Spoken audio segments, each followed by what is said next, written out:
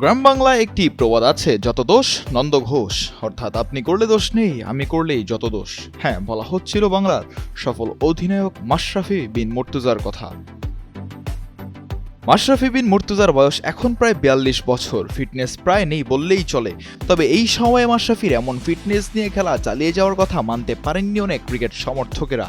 Sylhet strikers Mashrafe বিন মুর্তজাকে icon খেলোয়াড় হিসেবে নেওয়ার পর থেকেই চলতো এমন সমালোচনা, এমন ফিটনেস নিয়ে কি মাশরাফির খেলাটা মানায়?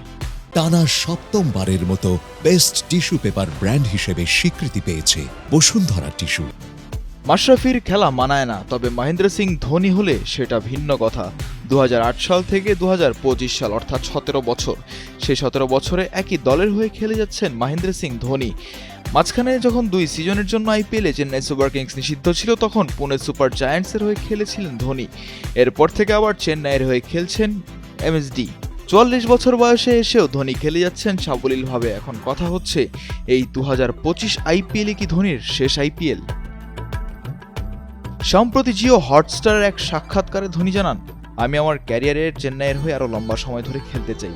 চেন্নাই সুপার কিংস আমার দল, এমনকি যদি আমি হুইল চেয়ারেও থাকি তারপরেও তারা আমাকে টেনে নিয়ে নিবে দলে। এতেই বোঝা যায় এই সিজন শেষে অবসরে যাচ্ছেন না ধোনি, খেলবেন আরও ২-১ সিজন।